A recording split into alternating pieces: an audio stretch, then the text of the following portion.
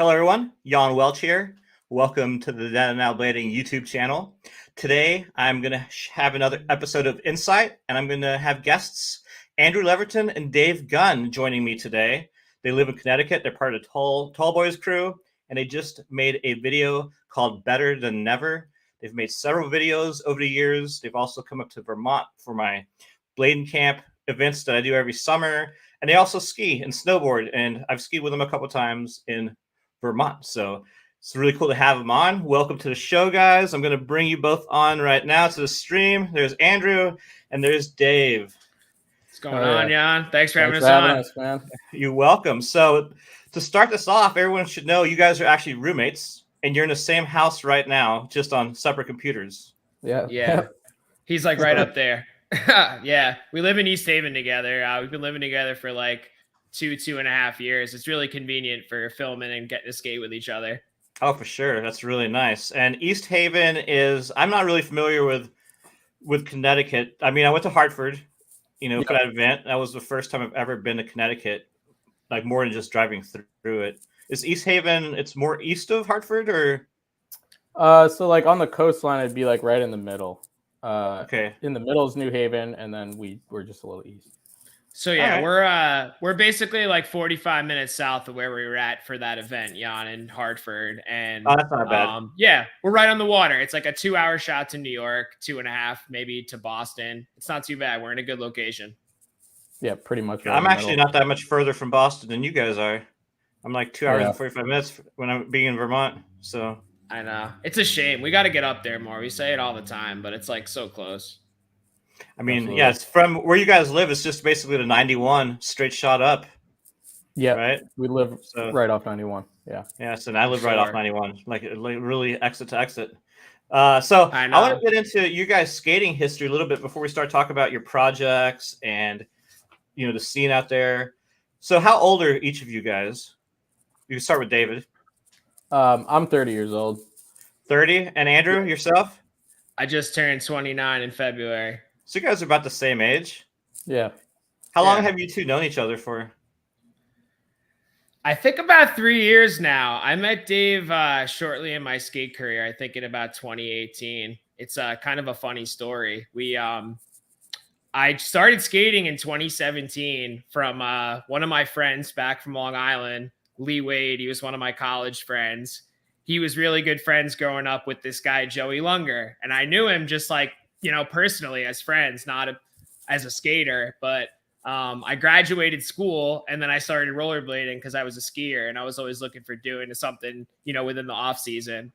And I don't know, I didn't really find anybody. Blading was at this weird point where it was like, I don't know, from what I know now, Valo was kind of on the tail end and them skates didn't really like evolve yet. So it was kind of this weird lull. I didn't really find anybody. So I just made this random post on like the rollerblading subreddit. That's how little I knew. I went on Reddit and I was just like CT bladers wanted or something like that. And I don't know. I just basically said like, I haven't seen a single rollerblader since I started skating. And Dave was the only one who like hit me up actually. So he sent me a direct message. And it kind of didn't really amount to anything. We just like went back and forth 1 or 2 times. We realized we were pretty close. And then I don't know, like 6 months later, he was having some beers and he just remembered that I messaged him. And yeah, I remember I was just like, oh yeah, I never hit that guy back up. And I'm not like on Reddit a ton. So, when I visited it, a lot later, Andrew got back to me and we contacted each other through, I think, Facebook or something like that. Ended up meeting at the East Haven skate park. And that's how we met. Yeah. Through Reddit, subreddit. That's really cool. So how long, how far apart did you guys actually live from each other at that time? So that's the funny thing. Like I didn't know a single rollerblader. And then Dave was like, oh, I live down Dixwell Avenue. And that was like 5 minutes from my apartment. So this guy that like we randomly met on the internet, not only was he a blader and lived in Connecticut, he quite literally lived down the street from me. So it was like, I don't know, fate. It was one of those weird situations. Like literally less than 5 minutes. Like that. Yeah, like we could have walked to each other's houses. Yeah. So, but that's where it really started. Like we just started, because again, he was the only person I really knew. And then Right. I met Rob Dargiewicz, who's also been a key member of Tall Boy since day one. We met them too, and we just kind of started skating because that was all I knew. And then we naturally had a camera or two and started filming little edits on like literally a GoPro and a DSLR at first. Yeah, to start showing, street spots. You were like, he was blading basically like 10 miles or a little bit less, all the way to Cheshire and stuff to skate like a metal park. And I'm like, dude, let's go hit street instead, basically. And Dave, how long have you been skating for? When did you start? I was probably, 13 or so when I started. I come from a hockey background, so I grew up playing hockey my whole life. I played AAA and travel, so I was going up to, Canada and stuff like that throughout my childhood. But really, it was like the X Games when I was seeing it on TV in the early 2000s that I was like, holy shit, this is awesome. I didn't even know this existed. So my first pair of blades were like junior fatties, I believe. And that's a cool first skate. Yeah, junior fatties. And then I think my second pair right after that was like Genesis 2s. So I'm a little like later in on getting into aggressive skating. What are you skating now?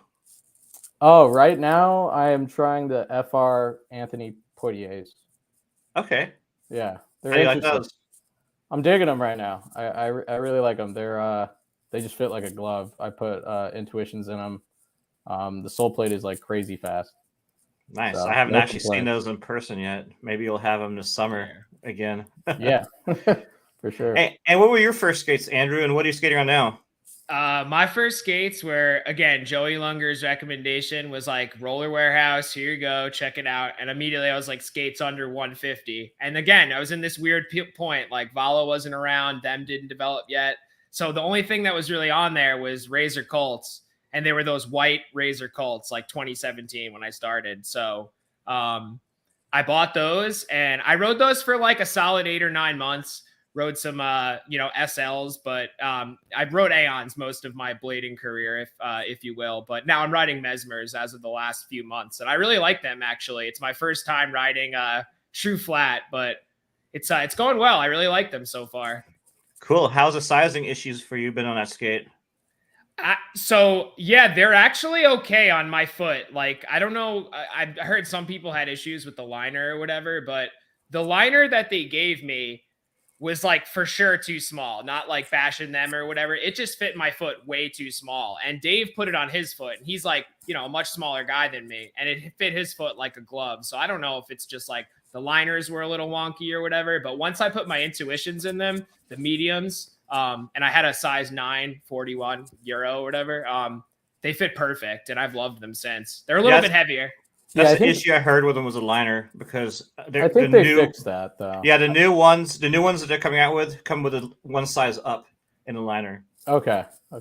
Yeah. Yeah, because I put it on and I was like, dude, this is like a 7. Like it fits me really well. Yeah, that's an unfortunate issue to have on a brand new skate launch, kind of like something you don't want to happen.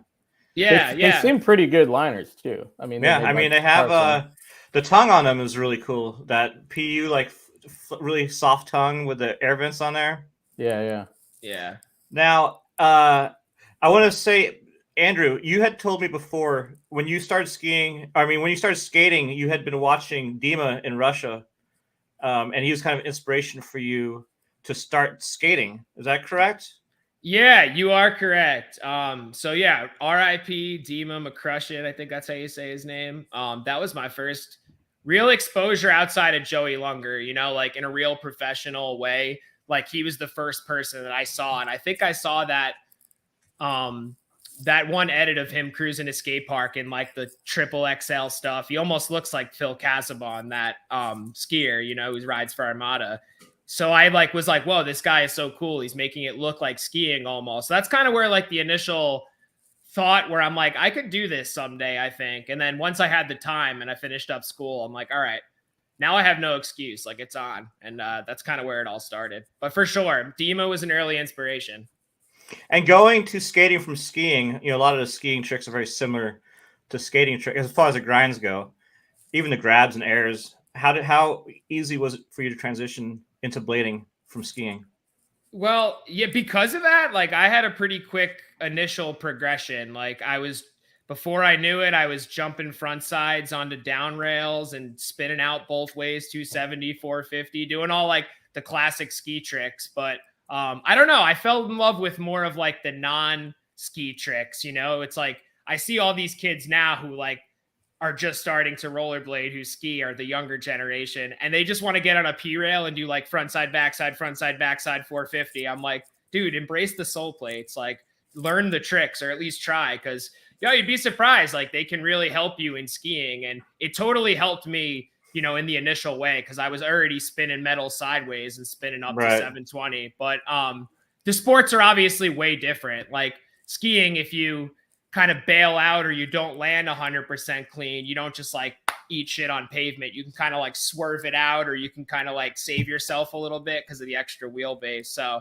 there are some fundamental differences, but I'm sure like anyone who's ever seen my skating, it's unconventional for that reason, because I like don't come with all these years of programming. I come from like a different mindset or whatever, but it's cool. I really love it. And like it helped me in the beginning for sure. And even when I hop back on skis, I feel the months of like being on my legs and hitting rails and stuff. Like day one, I'm already dialed and ready to go, which is not the case years before I started skating. It would always take me like a couple of weeks to get back into things where I could really throw all my tricks. And now it's awesome. But yeah, I love it. That's really cool. He never had like the mental block of like, oh, this is a handrail. There was no like progression there. It was just like, this is what I do on the mountain. I'm just going to do it. And that would get everyone juiced. You know what I mean? He didn't have like a traditional background where it was like, do this, this, and this. It was like, yo, I'll just grind this, like respect. That's really cool. I figured Andrew, is definitely special with that, because, you guys brought him in pretty fast with your crew, started filming and everything. So that's really cool. And you guys started making videos almost immediately after you guys met? Yeah, pretty much. I think I bought,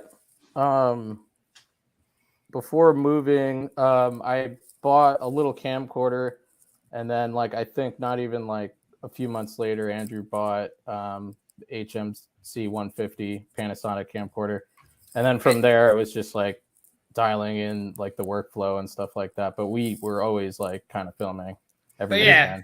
It started real basic with just a GoPro and a DSLR that Dave and his brother Jeremy had, and I don't know, like there were all these people here in Connecticut. I saw this like gap, like there was all these amazing people that were really talented and were able to hit street spots and were just doing it for the love of the game. Nobody filming whatsoever. And I'm like, I don't know. I had this vision. I'm like, if I buy this camcorder and I go out there and film these people, like we could do this, And that was kind of the first inspiration, literally. Like, let's just make a video. And then, it's all kind of just like organically grown from there.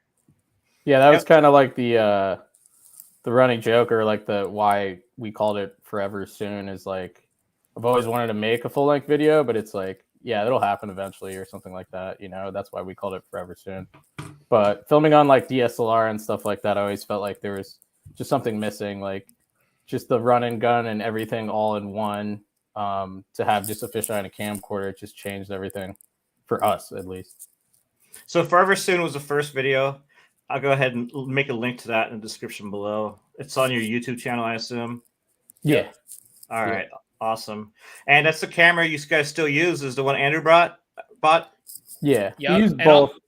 And also, fun fact about Forever Soon, Jan, that was actually premiered at your New England blading camp back in, I believe, 2019. Yeah, 2019. That's right. Yeah. That is right. That was so that was your first video. That was my first video. That was me like a year and change into skating or whatever, a year and a half. So I've basically been along with your ride the whole way from afar. That's really more or less, man. More or less. So for those of you who don't know, I do a skating trip every summer in Vermont called the New England Bladen Camp. And you guys have been on all three of them or two of them? 2 out of 3. I think we missed I think we missed one of them. Yeah. You did 2019 and 2020. I think you guys missed, and then 2021. We were there. Wait, no, there's 2018 and 2019. So maybe you guys missed 2019. One of them, I'm not sure. But that was a lot of fun. I guess you could let people know what the trip's like. Like, David, how was your first experience and all your experiences going to Vermont for that camping trip? Oh, it's a blast, and thank you for hosting that, and I hope you keep continuing to host it. Yeah, I try to tell everyone in the Northeast, even like the guys in Philly and everything, it's just 3 days of or more. Actually, we usually don't end up making up the Thursday, but yeah, just all day skating, swimming in between. Good food, barbecue. What more can you want? You know what I mean? And camping, obviously. That's the best. I never really had that growing up. Like we never had like a skate and camp kind of thing. Kind of brought back my love for camping a little bit. Nice. I mean, Vermont is such a definitely beautiful state for driving around and camping, and I think absolutely the swimming spots are as good as the skating spots. Oh, I know. On that trip, for sure. Yeah, it's worth it for just swimming. Even if you're not skating that much anymore, and you want to go visit Vermont and watch skating and swim, for sure, it's a good trip for that. And how was your experience with that? The first time you went right after starting to skate, going into Vermont, where you probably skied a lot in the past. Yeah, it was cool. Trip. I don't spend a lot of time up there outside of the winters, so it was really cool. I mean, I have been up there, but I don't traditionally think of it as a place to go skate, so it was really cool to actually see. And I think you said this when I was up there, that it has like the most skate parks per capita or some weird stat, but there are like actually so many skate parks that I wasn't even aware, like splattershot all over Vermont.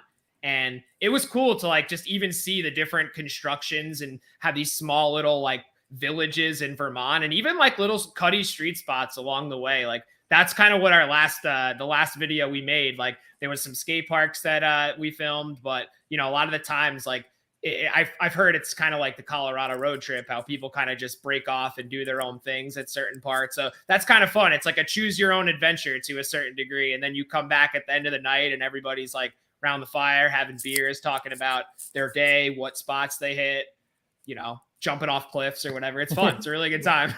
Yeah, for sure. I mean, I based the trip off the Colorado road trip because I went on that probably like every year from 2012 to 2017. But Colorado road trip's a lot wilder as far as like people don't sleep. They just party all day, all night. And I was like, I want a more mellow, family friendly, even though we don't have any families ever, but it is like definitely family friendly. It's more about the skating and the swimming than getting together and partying your brains out for 5 days. Yeah. Totally. I don't know how you do it by day 3. If you're skating all day hard, I don't know how you keep partying with like no sleep. The Colorado road trip's different though, because it's been around for like 24 years, and the same guys have been on it forever. And now with like adult life, it's their one weekend out of the year to do everything bad that they couldn't do all year because they're like family people now, right? So like they just spend 5 days getting wasted.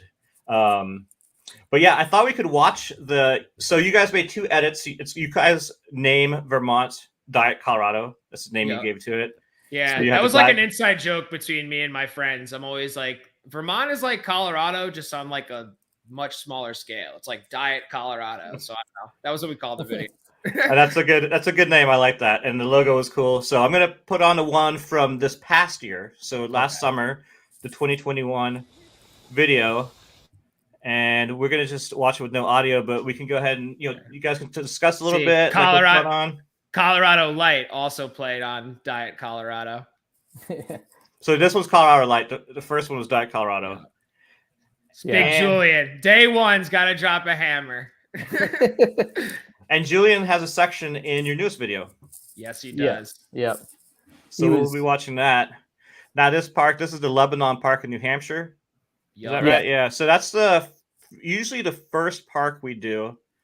Well, the first 2 years was the first park. This year we're actually going to have the first park be Brattleboro, but it rained out. Yeah, that's right. We're going to do Brattleboro, and I forgot the name of the other park. The other park that we were going to do, they tore down since then, and they're going to be replacing it with a huge concrete park. Oh, nice. In Dorset, over by it's by Okemo. Okay. And Okemo is a ski mountain, if you haven't watched it. So, and then Ian is in the live chat right now. Ian's an awesome, unique, creative style skater.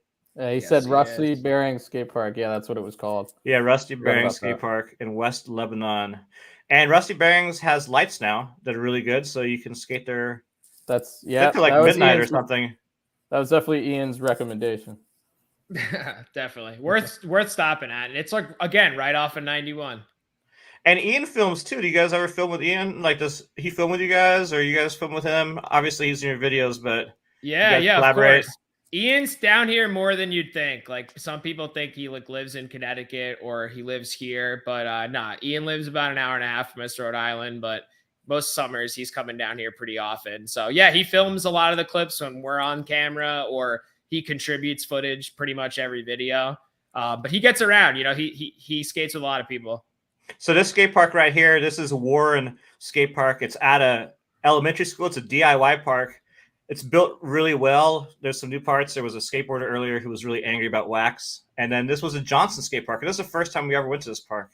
This Yeah, park same. was really cool. I Yeah, Really it was sick. Really random, super like just rough. And Right. it looks really cool on footage. Yeah. And Ben's really giving you like a good tour of it. This is like a good percentage of the park. That was the weirdest. That concrete bowl thing was just so weird. How they built it. yeah. It's a strange obstacle. And then they had all these dirt jumps around it. I guess that's I'm like, Yeah. yo, Ian, come on, man. Yeah, they had a mountain biking feature or something. Yeah, they had like the mountain bike park. It was kind of neglected, but it's definitely a cool spot. Yeah, I And, like how it's all one line. That's pretty cool. And there's a college in this town, so it's kind of why they have a park. That's why, Lindenville has, where I live, there's two parks. I don't know if you guys went to the park at the college by me, but we have the concrete park that we go to on the trip, and then there's a park at the university too, right by my house. I don't think Okay. we went to that one. We Doesn't went to the sound one next to familiar. the ski hill. That was Yeah, that's the concrete one. So Yeah. the one at the college has a rail park across the street from it for skiing. So it's got tons of rails for skiing. And then what was this? The Berry Park. This is the first one we went to this park too. This one killed Yeah, my this one was groin. pretty fun. I remember like being the- really hot at this park. Yes. Oh yeah. You could tell my hair's got a lot of like sweat going. for Yeah, sure. I remember that trip. That was sick. What was your guys' favorite park on the trip? Honestly, Rusty Bearing Yeah, I might like have been my Rusty, favorite. yeah. But now looking back at the video, probably that DIY was definitely really cool too. I really like just the fact that it was like a straight like run. Have you guys checked out the Brattleboro Park in Vermont? We I were haven't going yet. to, because Julian was living in Brattleboro for Mhm. a little while. But I think like you said, it got rained out, and even like we in the morning, with the dew, and it rained. There was just no way we could skate it. But Right. Right. I So haven't checked. I've seen clips of it. Julian, I think there's like an edit with him and Sasha Sims where they skate it. It looks pretty cool. Yeah, Sasha. here we go. Sorry, guys. We're figuring out these buttons on this software. worries. Sasha lives not that far, in Keene, but he doesn't live too far from me. It's like an hour and a half. And I've yet to meet up with him. We've talked about meeting up. He got like a car.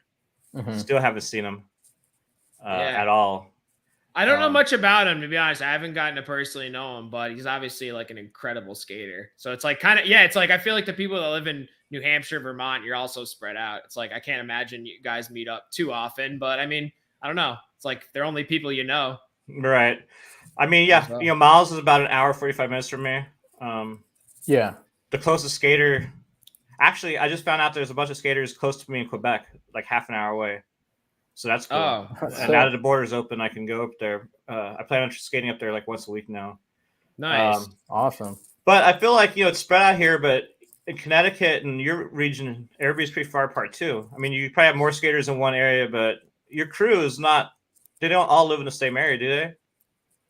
No.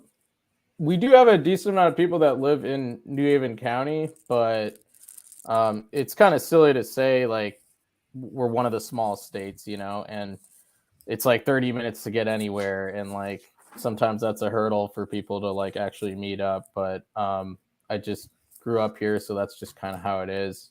It's not like if we're in one location like Hartford or something, we'll skate from spot to spot. But yeah, it's a lot of like get in your car, drive 20 minutes, skate this one spot and then leave kind of thing. That's just good how the geography works, you know. But we do have a lot of people who have moved, you know, in this direct area right here. I grew up in Hamden, which is north of New Haven, and Mark Wojda moved here not that long ago. Jeremy Raff moved here last year to New Haven. So we do have a decent amount of people here. Does Jeremy Raff still live there, or is he? I always see him all over the place. Yeah, he's a busy man. We don't skate with him too often because he's like traveling for work. But yeah, we skate with him when he can, and we have different schedules. Like Dave and I are working a more traditional like 9 to 5 kind of schedule, and it seems like his schedule is a little bit more like conducive to skating midday. But he's obviously great. Like he's such a good skater, and every time we've hung out with him, he's great. And Mark Wojda, he was out of skating for quite a while, right? And then he started skating a few years ago. I remember Biff from Boston had a bunch of footage from him. About 3 years ago. Yeah, I think there was like more to do with school. He's a physical therapist in North Haven, actually. But yeah, he's fully back in it now. He's killing it. Yeah, absolutely killing it. It's always fun to just skate with him and film, you know? Yeah. It's a whole nother level. Yeah, I talked to Connor O'Brien, you know, a couple weeks ago, and he had no idea that Mark was skating again. He was super excited. I'm like, yeah, gotta get together and film again. He's very off the grid. It's hard to like kind of get attention to it because he has no social presence or anything like that. But we try to do the best we can in like promoting the sections and clips that we have of him. Outside of New Haven, what areas of New England have the best skate scenes and the best skating, in your opinion? Outside of New England? Outside of where you live in New Haven. Oh, okay. I would say Boston has a good scene, especially like even when I was in college. Gabe with Thorough Skate Shop, he was putting on a lot of local contests and stuff like that every year. And then you have like Young Juice, and Ian films a lot with Young Juice and all those guys, and they've been putting out videos for like a decade almost with the OK series and stuff like that. So especially when like Nemo was living there and everything like that, it was definitely, you could feel like there was a real scene there. When did Nemo live there? I didn't even know that. I think like around like 2010, maybe around that time or something like that. And I know Mark was there as well. I think Mark was in school at that time in Boston. So you had all those guys there at one time, there's a lot of good content coming out of there. What skaters inspired you in your skating and had the biggest influence on you, Dave? I'd say like, well, obviously like Broskow would probably be the one that's still influencing me all the time to this day. But I guess when I was a kid, I'd try to emulate tricks like Brian Shima, probably. Like I'm naturally a topsoul with my right foot, but I fishbrain with my left foot just because Shima did it that way, and he kind of sits down on it, you know. Mm-hmm. But yeah, definitely Shima, I think, overall. Well, and Andrew, who do you like to watch now skating that you've gotten into it? Is there any skaters that you like inspire how you skate? Yeah, I mean, there's a lot of really amazing skating. And like, if we're talking the Then and Now podcast, I'm for sure the Now. Like, my first video was Champagne. So I didn't grow up with this like deep history like Dave did of looking up to all these people. I've for sure dove into it. But, you know, I grew up on the new school. So just like, you know, Broskow, Farmer, like Sizemore, and those three sections in Champagne, my first year were like on back to back. They were like the only DVD I owned. So those were like some early inspirations. But now, like, you know, obviously I think Danny Beer is like really sick the way he approaches things like out of the box. Like, you know, I don't always go completely that direction, but I really love like what he's doing for the sport in some ways for sure. Like goes without saying, like the Kelso brothers, like they're so fucking sick, man. Like I love their 1 foot game, how creative they are. And like, they're still continuing to push skating. So they're like huge inspirations to me. And anybody that's got like a mean front side, anybody that can really make it look good. Like even Darce has got a really just good, like clean front side on like down rails. Like anybody that can inspire me to skate like I ski, or, does it a little bit different, even if it's like unconventional or like not cool compared to the people online or who used to skate or whatever. Those, I don't care about all that stuff. It's just what's fun and what I like, I don't know, what I think is cool. It's not like it has to be a certain way. And you guys aren't too far from New York City. How often do you guys skate the city? Not enough. We literally live off the last stop from like Metro North, and we don't get down there enough. Yeah, like handful of times a year, it's like Bashi and like maybe a couple sessions here and there. But yeah, I've always been saying I want to get down there more, and we just have to commit. Like we know people that live there. Like we have places we can crash, and hopefully with this next project, we'll skate some new areas, and it'll inspire us to branch out a little bit more out of, Connecticut. Well, I mean, being on the end of the train line, you can still just go there for the day, right? Yeah, absolutely. For sure. It's like 2 hours and change basically to Grand Central. Okay, yeah, because when I go to New York, or the times I've gone since I moved to Vermont, I always park at Tad's house. And leave my car there, and then I take the Uber to the train and take the train in. Yeah, because I don't want to drive my car into the city. I'd rather just take the train in. It's definitely the way to do it. Yeah, Tad would be like Norwalk's like an hour and 15 minutes or something like that. And Tad lived in New York for a while, so he's got a pretty close relationship with the New York skaters as well. Yeah. He kind of moonlights in between you guys and them. Yeah, sorta. Absolutely. Yeah, absolutely. He's originally from Connecticut, so he grew up skating a lot of these spots, of course, and a lot of the older heads. But yeah, he lived in New York City, I think, for like 10 years and just moved back, shortly after I started skating. So it all again kind of just worked out. So Tad's got a section in your video as well, in the new video. Mark Wojda has a section. Tad, Rob Dargiewicz, yep. Andrew, you have one. Correct. And Julian has a section.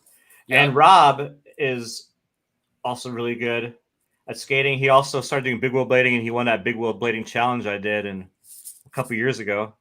Yes, he did. Skates. He skated from rollerblade. He skated from like California and back or something like that, like 3,000 miles over a year. Yeah, he was definitely feeling it. I don't know if he's still skating like that. I think his birthday last year, he skated all the way to Mass and back. So he lives a little south of New Haven, but I think he parked in New Haven. There's a trail that goes all the way up basically to Northampton, I believe. So he basically did all that and back in one day for his birthday. He's an animal. And then Rob snowboards too. I know he was in your Snowvid-19 section, and he was also at Mount Snow when I was there with you guys. Yeah. It was like a couple seasons ago now. I know, Actually, Andrew and Ian were with me on my first time ever to J Peak. It was like my 5th day skiing ever. Yep. They wanted to go in the woods. I was like, nah, I can barely ski. And since then, I've had season passes to J Peak. I've skied every single glade there is now, sea glades, all the stuff there. So I definitely want to go back with you guys, because now I know where everything is at JP. I know. And I can take you guys around. Man. You're killing it. I mean, like that's all it takes. A couple 50+ day seasons, like a few years in a row, and boom, you're killing it. You can ride anything. Yeah, it's J Peak still has snow. I definitely, I love skiing. I love skating, but it's so hard to skate in the winter in Vermont. Oh my God, yeah. It'd be easier. Well, now that the border's open, it's easy because I can always go to the skate indoor park in Montreal, on the weekends or whatever. Yeah, there are certain pluses and minuses of both. Like, I think skating is so amazing because you don't have to get up at 5 o'clock. If you're me, you don't get up at 5 o'clock in the morning. You don't got to drive 2.5 hours. You just put your skates on and you're rolling. But skiing won't ever have anything on rollerblading because nothing beats the sensation of going fakey 50 miles an hour down the hill with your boys. That's an amazing, just rush, I don't know. Mm-hmm. I guess skating down a hill could be crazy like that, but just the nature, being outside in a time that traditionally people would just sit inside all winter. It's right. It's amazing. I love it. So I don't know. I mean, for me, it's cool. really lucky because I literally live like 15 minutes door to door from Burke Mountain. So, you know, I can just get up and ski before I do any work or whatever. Yeah, you know, absolutely. Like, you're at the helm of it, man. You're at some of the best skiing like on this side of the country. Yeah, definitely. Next year, I'm gonna try to spend more time skiing in Quebec as well. I think I'm gonna focus my like skiing and skating in Quebec for 2022, just because there's so many pump tracks and skate parks right across the border. That's closer to me than anything there is in the States. Like, you know, Burlington's an hour and 45, Boston's 3 hours, Portland's 3 hours. Yeah. I mean, you might as well before you move somewhere else, and then you're like, shit, why didn't I go to Canada when I was right there? Right. Exactly. You mentioned there's no restrictions now. We can just go over the border. You have to have your vaccine shots. Oh, okay. But prior to last Friday, you also had to have a negative COVID test within 72 hours. Okay. And up here, like when you got a COVID test, we were going to try to go once, and I got my test results after 72 hours, so we couldn't go. Oh. You know, but now they have an app. You got to put in basically a photo of your vaccine and your passport or whatever you have. And when you get to the border, it's just like it takes seconds to cross as long as you have everything done. So it's pretty easy, you know. It's both ways. So JP started getting a lot of Canadians in. It was actually really mind blowing to me. You know, living in Vermont, even with mask mandates, like half the people didn't wear them. In Quebec, they still have mandates. Oh, really? And 100% of the people have masks. I mean, everybody. There's not one person without one anywhere. It was so different. Like just the attitude towards it there versus here. So I bet it was just interesting, you know. No, for sure. It's also interesting. Like think about it, like from us, right? Like we're in Connecticut, where it's like if you're driving 2 hours to Mass, 2 hours to Rhode Island, 2 hours to Vermont, like all those states have differing COVID like regulations. Some are more lax with masks than others, so it's kind of weird to keep track of. Oh, for sure, for sure. So I thought we would watch your new video, and again, it's called Better Than Now. But before we do that, what made you guys want to do this video? Why did you pick the people who are in it compared? Is it the exact same crew as your other videos, or what's different from this video between some of the other ones you've done? Well, I would say, I mean, more or less like Better Than Never is just like, you know, in addition to the other two full video projects we did, Forever Soon and Always Next Time. So it's more or less the same crew, like pretty much everybody, similar sections. Some folks have longer sections than other videos. Some have shorter, and it really just kind of depends on who wanted to come out or who got the most clips and everything. But, you know, the inspiration has just been since the beginning. Like I got that camcorder, like I was saying, had the vision of trying to make a full video. And then we did the first one. We had a little premiere at this bar that we always go to, the Playwright. It was like, you know, 50, 60 people showed up. But then I was like, all right, let's do it again, you know? And, you know, we did a second one. Got a little bit bigger. You know, COVID was, it was the COVID year. So we had to have our premiere outside, but even more people came. And that's when I started, you know, sewing and embroidering some of the items and like, you know, sold some of the items at the premiere. And it just keeps like it's continuing to build. So this video, in my opinion, I feel like is the most refined project we've put out. And we even like leveraged this guy that we know through skiing. His name's Chris Bauer. I met him out in Jackson Hole, Wyoming, actually. He's also a Vishnu guy. And, you know, he did the animations for the video too. So I feel like this video is just kind of like the next step for us. Like we're just continuing to build on every project. So there was no like inspiration or vision. It was just more of that. Yeah, I would say it's just like something to look forward to. Like Andrew mentioned, it's just addicting once you actually put together a full project. Or a section even, you know, speaking of myself, you want to make it better the next year. And like you said, I think this is the most refined one as far as production goes. And I just think good things come in threes. So this one had to be released. Awesome. All right. Well, let's go ahead and start it, and we'll just kind of talk about the video as it's playing. Add it to the stream here. All right, Here we go. So who picks the names? This one came to us both. This was like a mutually upon agreed name. Like we usually are figuring out and trying to workshop names and being like, what about this? What about this? Sometimes someone says something like funny and we're like, that's it. You know, that's kind of what Forever Soon was. My friend Zeke Kabinski is a great skater. He was just in the back of like my car and he was like, he said something like, yeah, Forever Soon, man. And I was like, that's the name of the video. So yeah, like let's skate soon. And he was like, it's always all right, it's Forever Soon, you know, like. Yeah. So I don't know. This one was more like trying to figure out in the same vein of like Forever Soon, always next time, you know, like keeping like the time theme, I guess, is really what it came down to. And who films the most out of you two? I would say it's 50-50. Like if I'm not skating, I'm filming long lens or fisheye and vice versa. Like you'll see me in the background quite literally of a lot of these shots, like me like chasing the guy filming fisheye, or, you know, same with Dave. So it's literally both of us because we're both filming. And that's the beautiful part about it. 2 angles on everything. Oh, for sure. That's really cool. And then when it comes to like putting it together and chopping it up, you guys sit there together to do that, or does one of you take charge? Yeah. So like when COVID happened, I built a desktop and this just became like the office, you know, so to say. And I've been remote ever since, but we kind of work off this one desktop as the hub.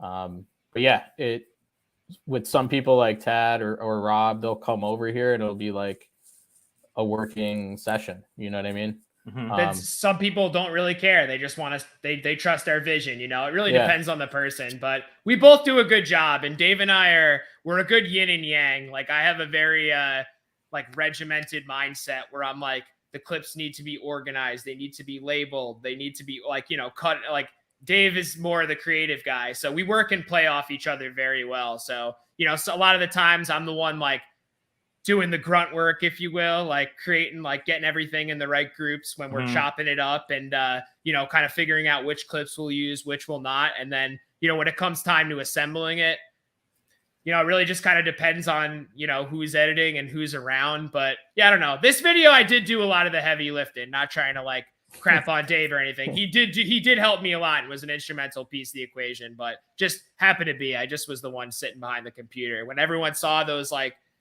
stories of the computer and me editing, that was me most of the time. All right. Yeah, it's definitely nice to have 2 minds behind a project like this. It makes it better as long as you listen to each other. Yeah, for sure. We bicker a little bit, but it's all in good fun, you know? Like, I love this guy, for real. And at the end of the day, when you get to host, you know, a party and watch it all with your friends, I mean, it's all worth it. For sure. So the whole end goal for everything you guys do is to drink a tall boy. Is that what it boils down to? I mean, the name kind of came from originally. I'm actually going to get one beer right now. The original name was like kind of a joke between my buddy Pete Kovacs and my other friend Colin Fox. We would go to Edgewood Skate Park in New Haven. You've never been there, Jan, but they redid it a few years ago. It's awesome, and I can't believe we like have like such a nice park around here. But yeah, it was just enough time, you know, to drink a couple beers, so we'd always get tall cans and session this one box, which is still there. And yeah, we just kind of jokingly were saying that on Instagram and stuff like that, like, yo, our cool crew is the tall boys, you know. But it's kind of funny because like we're not even that big of booze hounds. Like you don't even see that much drinking in this video. Like certain people drink more than others, of course, but it's not so centered around drinking, you know. It's just kind of the name and what stuck. I think it's funny because, you know, you guys premiered your Tall Boys video at the road trip, and the year before that, Matt Garrity from Ottawa had premiered the Pitchers 3 video, which is also about beer, but it was all heavy drinking. Like every one of them drank a pitcher of beer in the intro. Right. I remember that. It was. Like I do remember the intro. Yeah. It was a double song intro, and everybody quite literally drank like an entire pitcher. Yeah, that was pretty crazy. And I was like, after that, I'm like, is everybody in this region just about beer? Yeah, And but shout out to those guys though. Like they're really awesome. Like Matt Garrity, by the way, like when we bought merch, like he literally bought damn near every single piece of merch. So like we That's really rad. appreciate all those guys. Tyler, drinking team has a rollerblading problem. Amen. And then and Ian says, tell Jan to name the next video. Is this a secret? No, we've been telling some people. So the idea, I don't remember whose idea it was originally, but we're thinking to call it Pantalones. Do we reveal it? Oh. Yeah. So call it Pantalones, and just kind of chimes off the humor of the mushroom blading guys. And okay, that's good. What I want to do is not have particular sections based on people, but have sections based on the pants that you're wearing. So like a sweat section, a jean section. Okay. That sounds really cool. I think that might be the most popular video ever made in the history of rollerblading when it comes out. That's what we're going for, baby. Yeah. Let's go. We just went 3 back to back, so let's hit them with a banger on the 4th. So to the video real quick. This we're watching right now, this is your Florida trip, right? Yep. This is in Tampa. This is a spot that no longer exists called, I think, like Turtle Ditch or something. Ditch, yeah. I see Ian's there. Who all went on this trip? Brendan Brown, Matt Silcox, me, Andrew. That was the main crew, and then we met up with someone from my hometown here, Pete Kovacs. That was the original who came up with the name, kind of Tall Boys, you know. And then at this day particularly, we met up with a guy named Dustin Losey. He films with Ted Triegel, I believe. Okay. He was nice. Shout he out showed us. Dustin. Yeah, shout him out. Shout out Dustin. Hell yeah. He showed us these spots like all day, so that was awesome. Yeah, these spots look really rad. Yeah. Well, it looks pretty hot that day, was it? Yeah. Oh, the whole trip. Your boy doesn't do good in the heat, honestly, but I made it work. This is Tampa, and I don't know if after this we went to like Clearwater, but that beach is awesome. So filming with the guys you film with for this video, who's the easiest to film with? Who lands their tricks the fastest? And then who takes the longest to land their tricks? I'd say Mark takes the easiest. Yeah, Mark's like, all right, 360 topsail. He'll be out of there in 10 minutes. Like, it's actually insane. I don't know. Dave takes forever. Yeah, I take forever. Yeah, Mark's like, 3 or 4 tries probably max, and then pack up the lights and leave kind of thing. Yeah, very professional. I would say, yeah, like I probably take the most. There's some tricks I've tried like 100 times probably. Is that why you don't have a full section in this video? I was injured since last April. Okay. So like basically this trip I was kind of like starting to get injured, and then I couldn't really skate. So I just like dedicated the rest of the year to just filming and getting the video done. And what happened? Skating? You hurt yourself skating, or? I actually thought I had like a hernia for a while, and that a bunch of tests and whatnot, but turns out I just have like chronic inflammation in my hips. Okay. So that kind of sucks, but is it from skating or just? I would imagine. Yeah, I don't really like do anything else like that would be hard on the hips. Mm-hmm. Yeah. I think it was just nonstop for 2 years, and we skate like after work. It's great. We're on the same schedule, so it's like pack up at 4:35 and go skate. So doing that 3-4 days a week for 2 years, I think it was just like an inflammation thing. Sounds like it. And you did have some good sections in your older videos that people need to check out. That for sure. I'll go ahead and link so people can see your skating. What was your favorite? Like, who's your favorite person to film with? If you you can only film with one guy from your scene ever again, who would you pick? You're looking at him, Jan. Dave, man. Me and him started this shit, and like he's my favorite person to film with, bar none. Like me and him just have so much fun, and it's always like we're always thinking the same. Like, yo, film me doing this. Let me try this. We're patient with each other. We play off each other. Again, I look at things different than him, so yeah. Again, I mean, Dave, maybe you feel the different perspective thing is what intrigues me the most. Like, he totally has a different frame to look at some shit, and it shows like through his section, obviously. That rolling concrete cylinder that they were just skating was pretty cool. So funny about that clip at the premiere at Thimble Island, those two rolling concrete clips, I swear in my life, got like an audible roar from the crowd. Like, I don't know what about it, just people loved that shit. Now, skaters, really not cool. skaters, yeah, Right. they loved it. Yeah, because it's just like it's just not something you would expect to see. Exactly, You know? exactly. And then Brendan grinded it on top of it, which was pretty cool. Yeah, exactly. It's interesting to see what non-skaters applaud for it, you know? And that's your hat? Yep. It's a pretty cool hat. Where'd you get that at? This is Amazon. I think we both Amazoned them like a week before. And this is still Florida or no? No, this is the beginning of Rob's section. Okay, Rob's section. But the hat was in Florida? Yeah, that was the end of it. It's all that was the end, yeah. It's hard to tell without the music. Without the music. So obviously there's music to this video. I have the video linked in the description. You can check it out with the music and without us talking.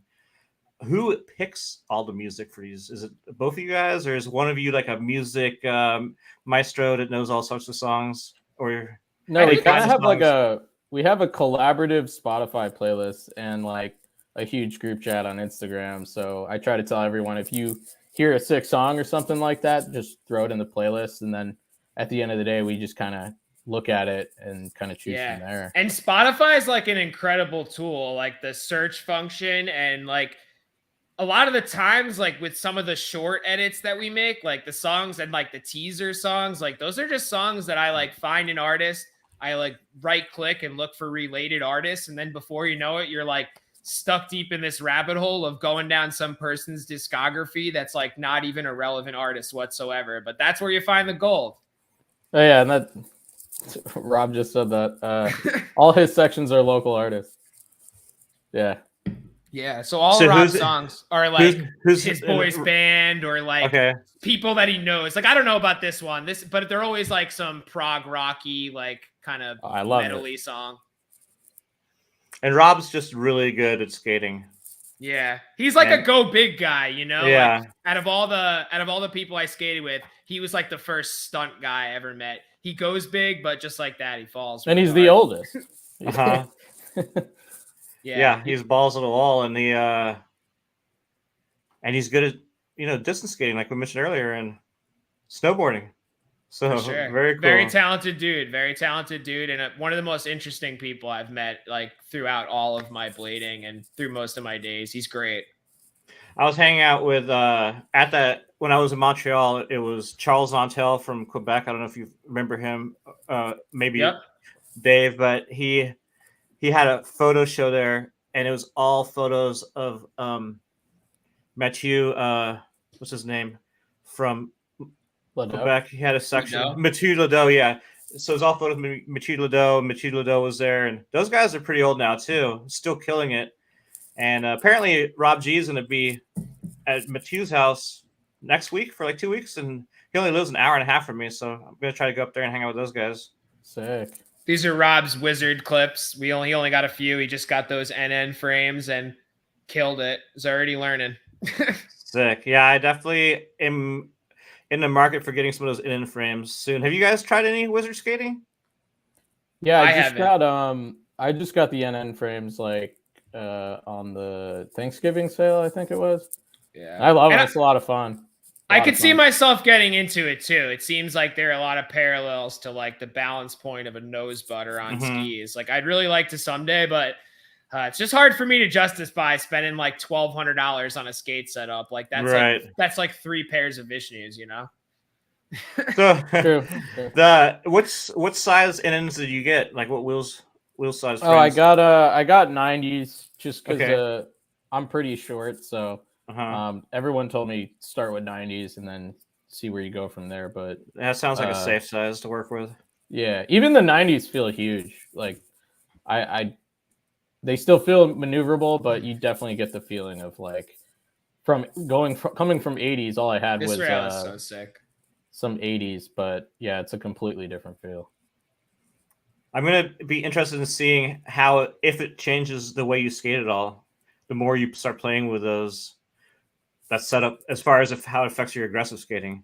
True. Because I've noticed a lot of the mushroom guys, like you look at Mike Torres and guys who skate mushroom frames, but then when they put their normal frames on, just the way they approach tricks and like come out of tricks is a lot different. Like with the slides and yeah, kind of cool.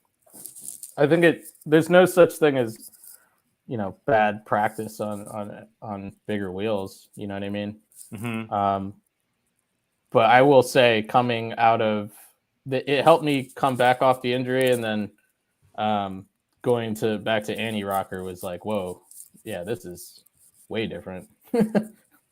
And are we watching Julian's section now? Yep, this is Julian's part. It's pretty much all in Connecticut. There's a handful of clips that he sent us from his skating trips with Sasha. Only a handful, though. Most of them were shot by us.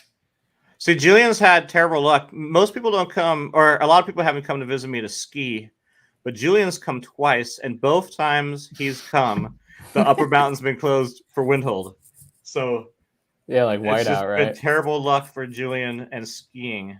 Yeah, he's also like, again, a blader that kind of picked up on skiing the last couple of years too, and now he's getting into it and has a whole new appreciation for winter. Yeah, awesome. And Anthony Heary.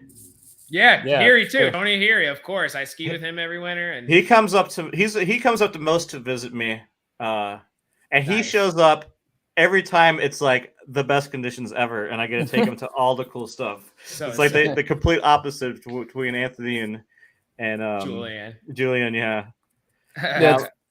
Fun fact: Julian actually lived with us last summer for a little while. He was kind of like giving between New York and Vermont, like he was giving us like $400 a month or so to live in our basement. Actually, that ledge is really cool. Yeah, that's where I went to grad school, UNH in West Haven. So Launder goes, pantalones, jeans, ? That also means you've got balls in Spanish, if you wear the pants. Hey, I mean, if the jeans fit, baby, let's go. I totally want like a mini skinny jean section too within that that'd be cool. Section. You can't not have the skinny jeans. What about the cargo sweats? Or the cargo, short pantalones would definitely be one of the sections. Julian's really good. I never really watched him skate until these videos. I met him, I saw him at the road trips, but actually watching him street skate, he is very good. Yeah. This is classic. I think that's skate roll. I actually missed the first blade camp that you threw, but that's where Andrew and them met. Julian was at the first blade camp. Yep. Okay. Yeah, it's funny how that trip the first year really brought together skaters from the New England area that hadn't really met before. Definitely. Because this is a local legend, Marcello. He's a strictly Stamford, Connecticut guy, but him and Tad skate a lot together. Oh, sick. Yeah, he's awesome. He's a funny guy. He's got a lot of good B-roll. Like he's the guy at the end, the wheel falls off, a couple drinking shots. He's one of those guys like in the videos that's just a gold mine for B-roll. For sure. Shout out Cello. There's an old skater from Stamford that moved to San Diego when I was there. So Chris Rossi, he was really good back in the day. And anyway, he quit skating for a long time, but he started skating again, lives in LA, and he opened a skate shop now called Astral Blades. And they're one of the sponsors of the Blading Cup and stuff. But yeah, he's like a Stamford, Connecticut skater. Oh, sick. They just folled us actually. Like not too long ago. Yeah. Yes, he's always like, when I look for places to park my car, he's always like, you can park at my mom's house. She lives right by the train station there in Stamford. Yeah, so this is just like the homies part. This is a good friend of ours, Connor Murphy. He came out this year a lot more and actually got some more clips and street skated with us more. So everyone, like I said, has some more, some less. This is just kind of like everybody else. And he's pretty green too. Like he hasn't been skating that long. Yeah, maybe a year or two more than me, for real. He probably started in like 2015. That just like changes, the motivation and the vibe. I think like the people that are pretty new to this that are killing it, it's just like let's really get it. You know what I mean? Mm-hmm.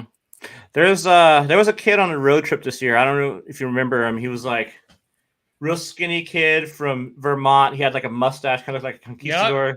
So that was, I remember him. He had just started skating, like before that trip, and he's kind of crazy. So he's like ready to fly and try anything. Anyway, he's gotten pretty good since then. I actually skated with him yesterday at the skate park in Burlington, and I remember that dude. He's progressed quite a bit for not skating with anybody better than him, in Burlington. But at the session, there was a handful of rollerbladers, all that just started skating, and quad skaters, and that was it. So it was kind of a cool scene there in Burlington of a bunch of beginner skaters. But he's actually moving to Fort Collins for grad school. So nice. That's awesome. Jealous. Now, where's this shout from? Out, this is in Hartford. Hartford, okay. Yeah, it's New Haven, close by. This is like the Philly. The next, like, I don't know, minute or so is like all of our boys from Philly, like Tyler, Josh, and all them. Do you guys go to Philly to skate ever? Yeah, we do. This is actually in Philly right here. Yeah. Okay. But yeah, we do. We've gotten pretty. We went to Philly for our first video, and these guys who you're watching, they really showed us around and showed us a great time. Josh Weaver, Tyler Knight, Jay. There's a lot of really great Chase. There's a lot of really great people out there. And I don't know, they come up and visit us pretty often. Scotty, and they roll deep usually. They bring like 1 or 2 cars, and it's always a good time when they're in town. There's like 5 or 6 dudes crashing on your floor, crashing on your couch, skating all day. But yeah, they're great. We always have a great time with them. What was the guy from Philly? Was Brent Scher? Yeah. Brent? Yeah. I've never personally met him, but yeah, me neither. Same crew. Yeah. They had that one video, Aya. I don't know if you've ever seen it. I'll send you the link if you've never seen it. Yeah, send it to me. I skated with that guy. I actually met him in San Diego before Bladen Cup when I was there in like 2015. I met him at this ditch spot. And he was really cool. I got some clips of him out there. Yeah, sick. I didn't think like Aya got enough attention. Like it was an incredible video. Oh yeah, well send that to me and I'll try to mention it on the channel.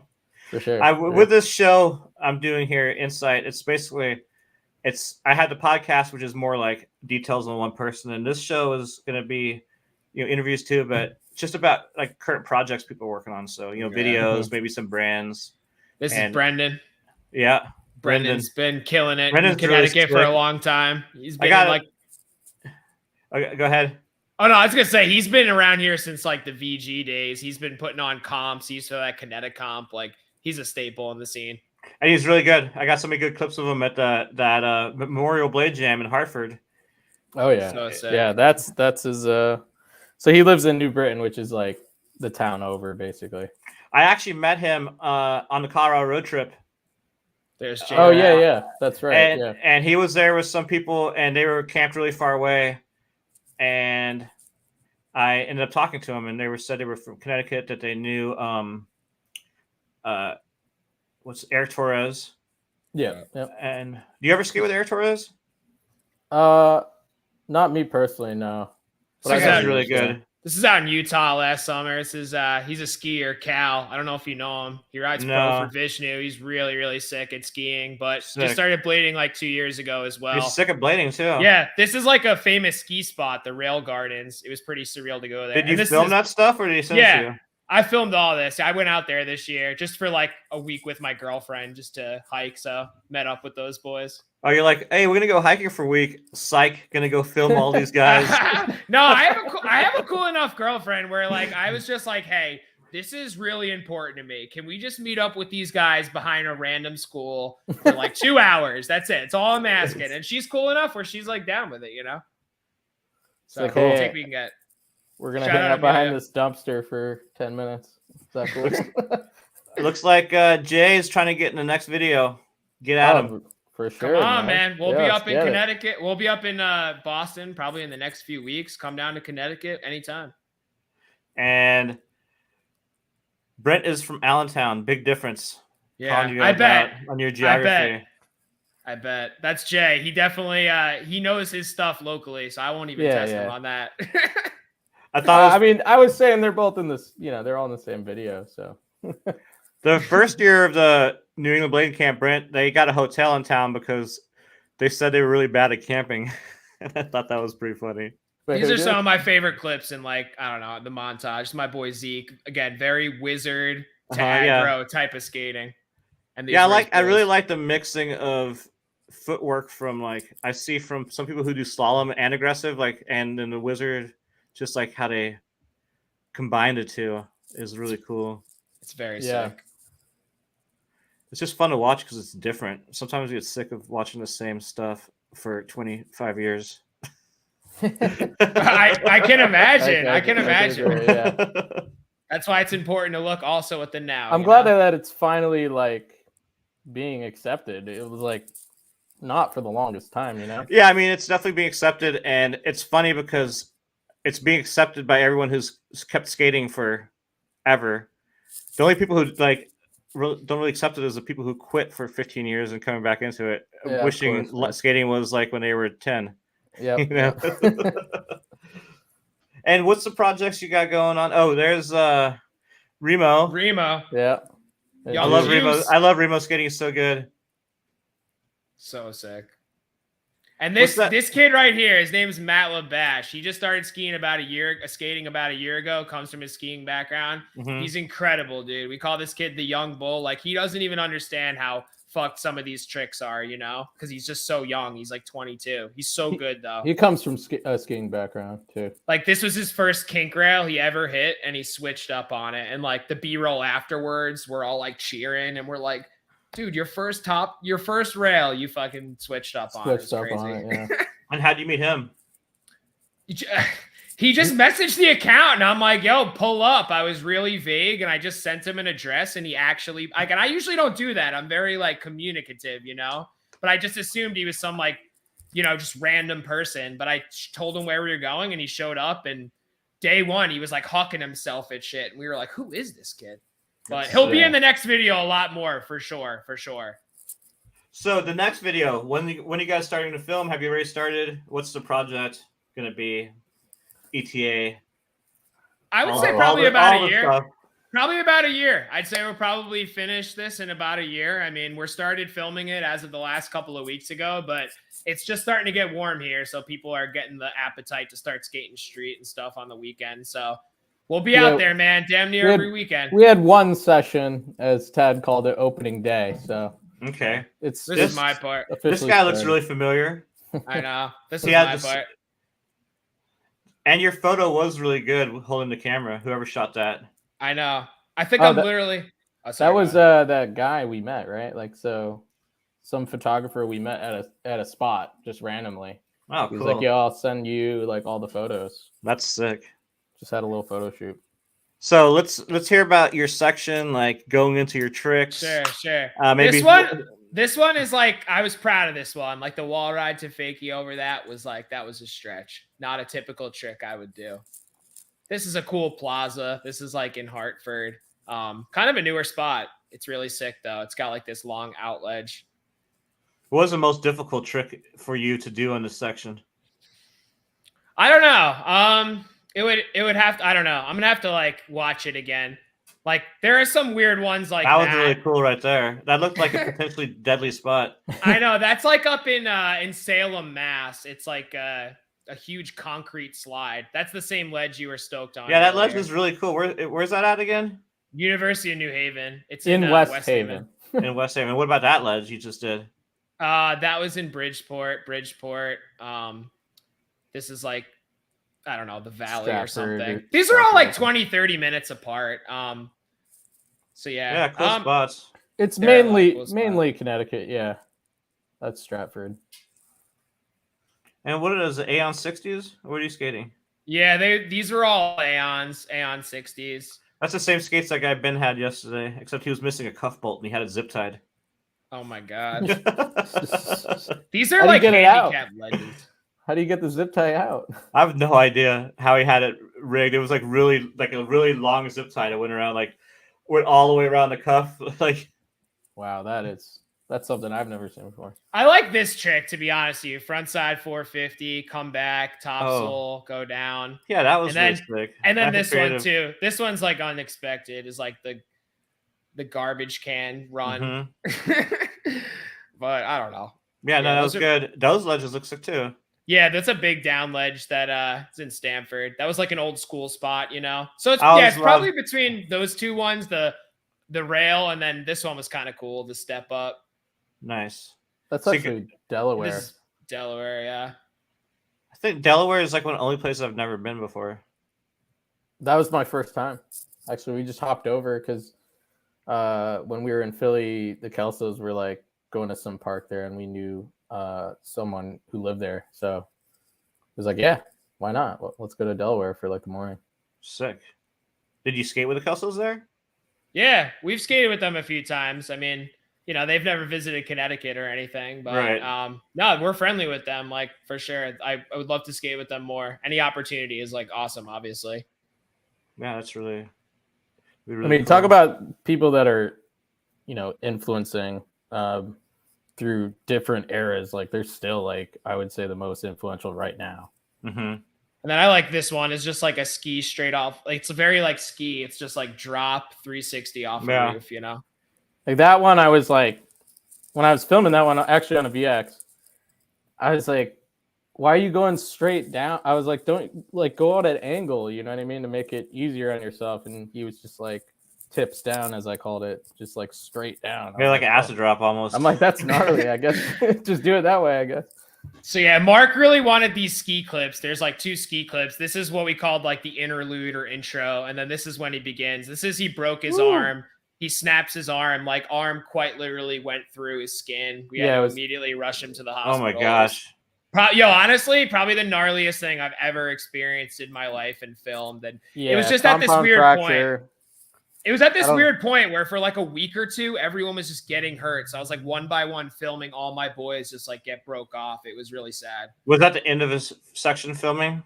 The fall? Yeah, that was it. He snapped his arm. It was over. But 6 weeks later, I swear on my life, like December 15th, we went skiing at Okemo. Like he's built different, man. Like I wouldn't advise it, and I'm sure his doctor wouldn't be pumped on it. But you know, but he is a doctor, so yeah. So that's what I'm saying. He's a physical therapist. Yeah. He was able to, you know, 31. 31. Okay. You guys are all about the same age. He's still killing it though. That's for sure. That's a bummer. He hurt himself. Yeah, he'll be back though for sure. He's like already skating, which is crazy, but he is. And how far does he live from you guys? 10 minutes, man. So that's why it just all works out. I know he'll be like this school 8 p.m. We're like, all right, hell yeah, let's do it. It's funny because he actually moved into like my hometown neighborhood in Hamden. So it's funny to see him just like destroy my hometown spots, which is always like, oh, you know, I've never seen anyone. I've always wanted to do that, and then he'll just like be like, "Yo, I'm gonna do this." And it's like, oh, sick. Okay. We got Austin Paz in the live chat. Oh, that nice. So bad. Pizza. I think they did the. This one's fun too. The zero spin. Yeah, it was a complete compound fracture. I don't know how many pins he got, but I had to drive him to the ER. This one is so sick. Like everybody who lives in our area dreams about like trying this rail and then transferring. It's so much harder than you'd think. And then this one is like insane in my opinion. This rail, it's like this square rail. Super skinny square. Oh, that was sick.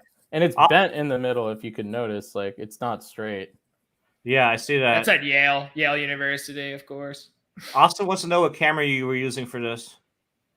HMC 150, and then the fisheye is like some prosumer Canon. Like it's a Canon G30.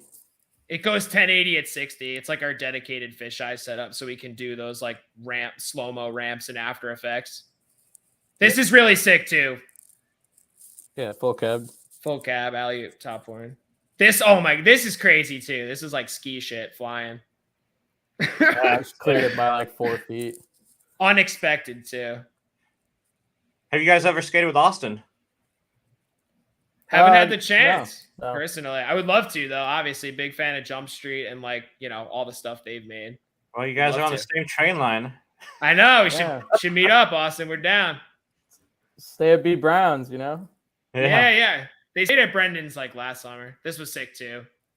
It's incredible how good this is. And then that section that Biff had filmed prior to this was also really good. I mean, he came out with 2 banger sections in the past couple of years. This is insane too, man. This spot is like so big. To think about dropping it at fakie too and holding it like. Yeah, that one's in some of the Black Bandit. I know Casey Garrity has hit that spot, but when I showed it to him, he was juiced. And he was like, yeah, I think I'm going to soul and then come in fakie. And I'm like, well, sick. Like, there's never been a soul trick done on it. And no one's ever rode down that backwards. Like, that was one of the best pieces of B-roll I've ever filmed in my life. There's just some security guard telling me off. And I'm just like, I don't have to stop doing anything. This is a free country. I can do whatever I want. And I just like filmed right back to Mark. That's funny.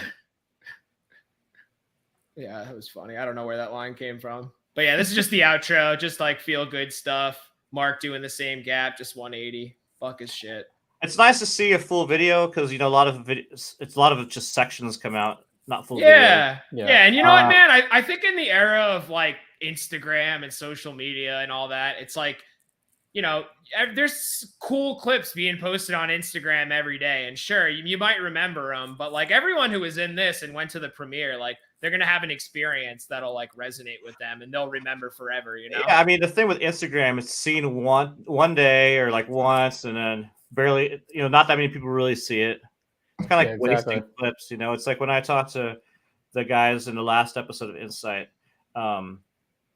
they had been doing Instagram clips and then they realized it was just so disposable. We just need to save all this footage and put it together as a video. Yeah. We're big on that. Like we are the long-term guys. Like we're not get 2 days worth of clips and then chop something up on Instagram unless we're trying to, like we're going out specifically trying to do like a day edit or something at the skate park on the iPhone. But yeah, this is our basement. It just feels more special, I guess. And there's a time and place, especially with crew videos. Like you get like the feel and the energy. You know what I mean? Yeah. And we got Austin more time. I was just on the phone with Brendan the other day. I'll be back up there again soon. I miss Connecticut skating. Hell yeah. Nice, yeah.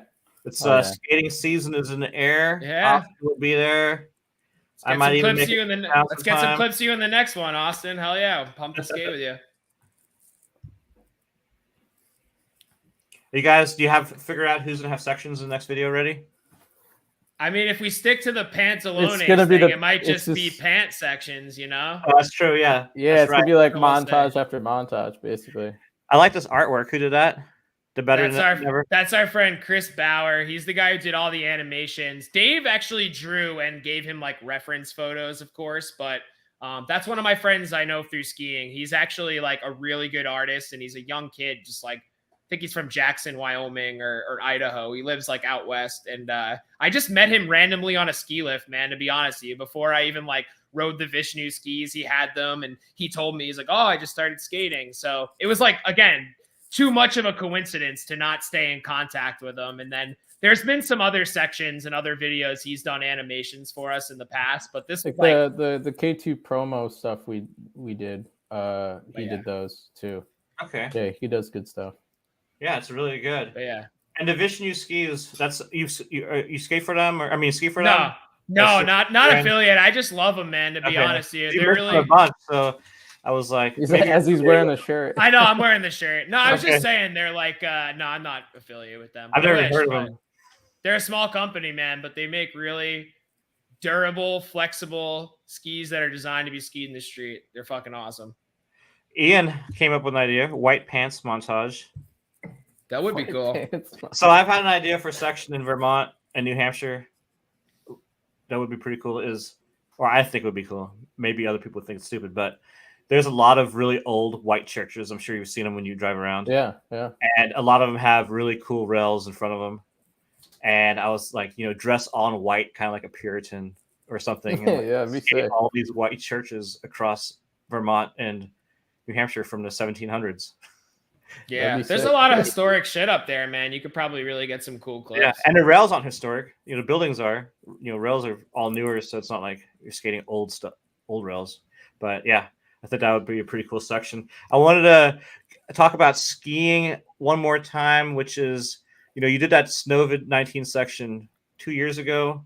Yep. And Dave and I we filmed another full street part this year of mostly me, a couple friends. But yeah, I've never I didn't grow up in an area where like street skiing was super, super popular or anything. But yeah, it's just like the last couple years, there's sort of like how in Bladen, there's been a similar like resurgence of crews. And I think it's just the era of everybody just getting a camera and filming your friends, just like back in the 90s. There's a lot more of that like amateur style DIY street skiing going down. So when the era that I grew up on, it was mainly just like big productions, and you had to have like, a winch to pull you in. You had to have 10 people to film you and push you in and all that. But I don't know, like I've seen so many people, do the street skiing thing with just like a handful of people. So a couple of years ago, I was like, well, I know how to ski. I got some tricks. I can like do rails and stuff. So why don't we try to go out in the streets? And the fact that David lives with me, it's just like, we get snow and it's like, all right, man, this week, Monday to Saturday, like, let's get it every night or like mornings, whenever we can fit it in. It's kind of like it's really cool because you have this like set window of time and you're like, we have to get this like the most amount of done in 5 or 6 days, kind of like being on tour. So the fact that we can we live with each other, it's like I always know at least there's one person who is willing to come out and help me film or shovel a spot or anything. But street skiing's a little bit different. Like you need people. Like skating, you can get away with just like you and your buddy filming. But if you have 5 or 6 people, it expedites the process so much because like you can just, if you get to a street spot skiing, right, like you need to build a jump up to the obstacle. You might need to build a platform that's 8 feet high to drop in on. And if you're just one asshole with a shovel, it's like, it takes forever, So it's like the more people that come, the better. So it's awesome to have like a crew of people around you, or even if they're not trying to hit the rail, just through the skating scene, there's usually a couple people that are willing to come help shovel, pull me in. And it's been really fun. So I did that Snowvid-19 section last year, and we didn't get that much snow here in Connecticut this year, maybe like 2 or 3 storms. And everyone was making fun of me. They're like, dude, you're milking it, man. Like you are milking it. Cause like I was going to spots, Jan, when there was like such little snow, like 2-3 hours trying to like, prep a little in run to try to hit some rail. But like, I don't know what the hell, like what else am I doing? I didn't have that problem this winter.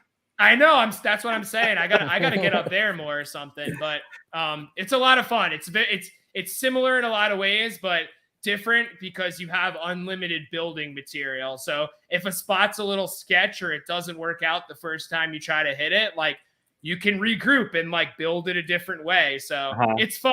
It's tiring because it's like, it looks really fun. I have some clips from your Snow-19 section we can watch right now.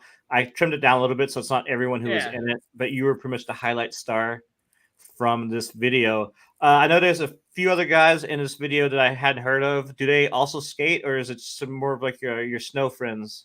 So yeah, again, like just like with Bladen, like I don't have a ski crew around here. It's just really whoever I can get to come out and help me film or do it. So Rob Dargiewicz is in there in this Snowvid. I don't think he'll be in the snippet that you'll show, but he had a couple clips. He did a backflip, of course. Rob is so sick and could just pull a backflip out of his ass like that.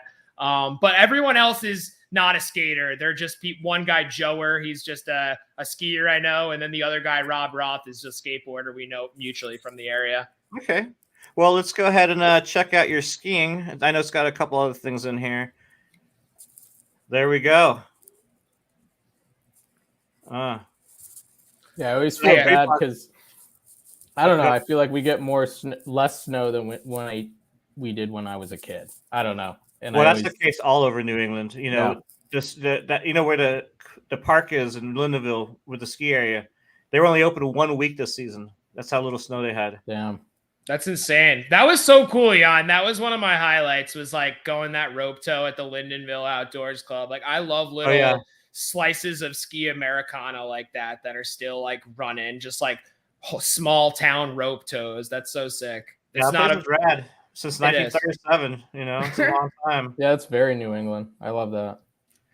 And this is your ski friend. Yeah, it's my boy Joer. He's just like some guy that I met 2 years ago street skiing. He's He has no last name. He's just like Madonna. Yeah.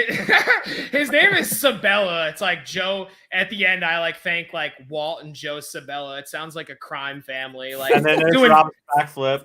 Yeah. I knew I'd say Rob's in here because I tried to say the guys I knew that skated. No, of course. Had Rob.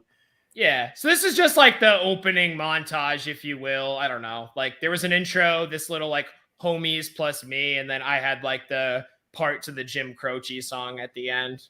By the way, filming skiing's crazy dangerous. Like, oh yeah, you got that thing on your face. You gotta step way further back. Yeah, I learned the hard way. Like a full face mask helmet. Yeah. Yeah, I almost killed our camera this year. Like a couple of weeks ago, Dave was filming me like I was filming skating, and I just like whipped my skis around and like, hit the mic. It's like a little bit loose now. It's still fine, no like damage, but I was so surprised. I thought I took off the front end of my camera. That's what it was. I was filming skating like the week before. Wasn't thinking, I've only had one incident of somebody kicking a camera filming, and that was on a Razors tour for the video, Still This Video. Jeff Stockwell was doing like an abstract 540 over a hip at a skate park in Pismo Beach, California. And I had a Century Optics, or I had a GL1, Canon GL1 with a Century Optics fisheye. I think it would belong to Christmas Jet because the Kelsos had brought it with them. Oh, wow. And Stockwell just kicked the lens, and the whole front of the camera and the lens separated and flew across the skate park. And it was like the whole skate park was like slow motion, like it's just floating, and it's just hit the transition and like rolled back and forth in the park, and we were able to like duct tape it back together. But that was like worth gold now. Yeah, that's the only time you've ever had a lens kick the lens. Yeah, wow, that's crazy. I've almost been kicked in the face before. Luckily, I haven't, but I've seen people kicked in the face with the skates, which is knock some teeth out. Yeah, the skis are just heavy. Like they'll just take off a camera's like front end, I don't know. Get him on the edge, sharp ski. I know. That's what I'm saying. I give Dave a lot of credit. He's in there, man. Like that was really close. He almost just hit it. You definitely went over the camera on that. This was like a rail that Rob hit in his section too that we just watched. Actually, I was wondering if any of these spots have been. If you've skated, have you skated any of the spots you've skied? I'd have to really think about it, but I don't think so. I really don't think so. This one, I don't even think I've skated that spot. This is like an unskatable spot. Section you doing the same spots on a ski and then on skates. Yeah, I have this like dream of someday, like, and I just said this yesterday. I have this dream of like hitting a rail on rollerblades in like a full ski kit, like helmet, goggles, like triple XT, snow pants, like.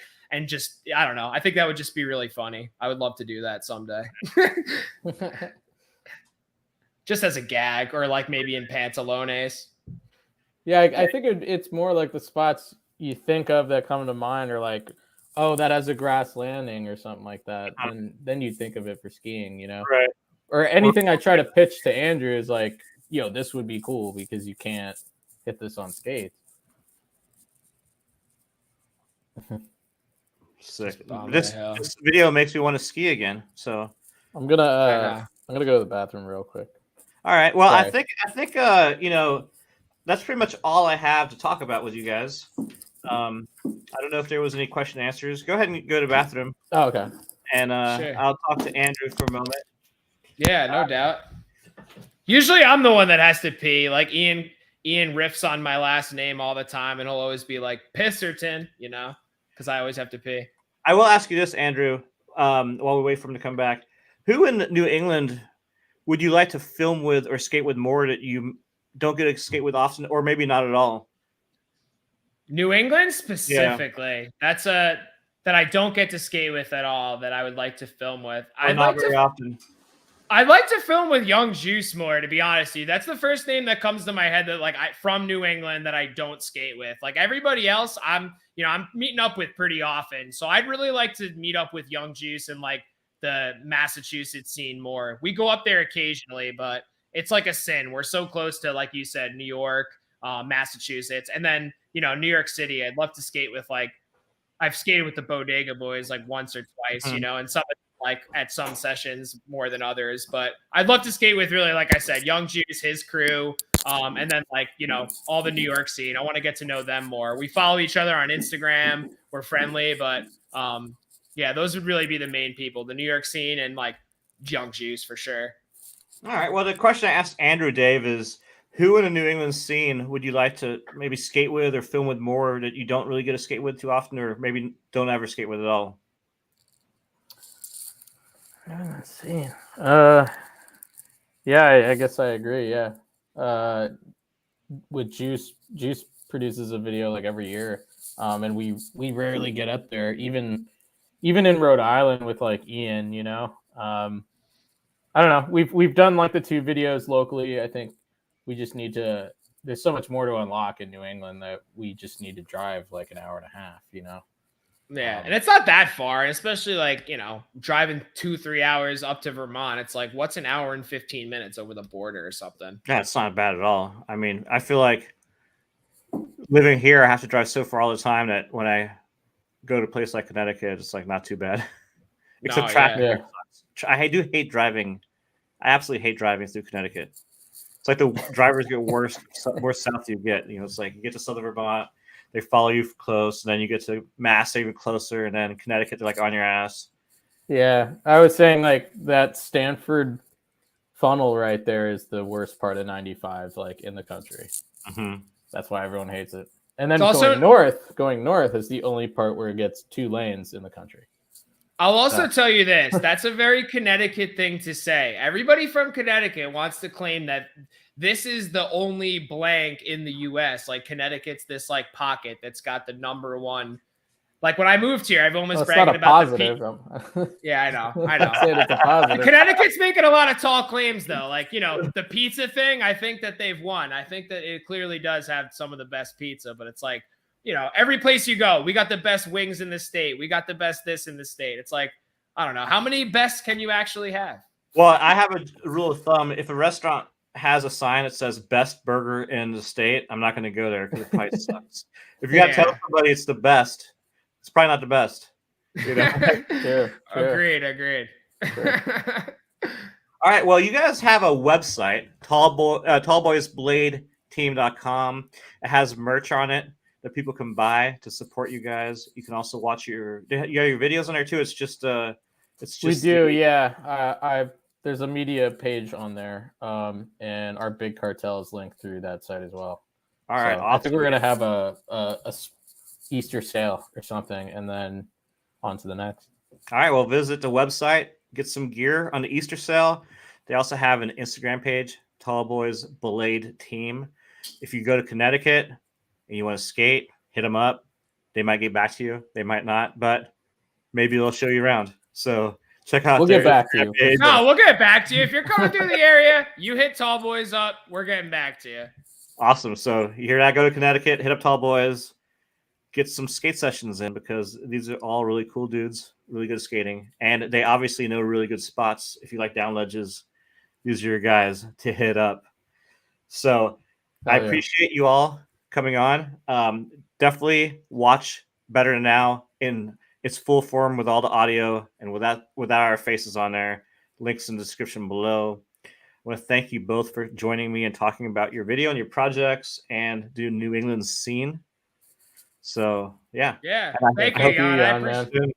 I hope to see you guys this summer on the road trip. I don't have a date yet, but I will let you guys know. Yeah, and absolutely. If there's any events happening down there, I will try to make it to those.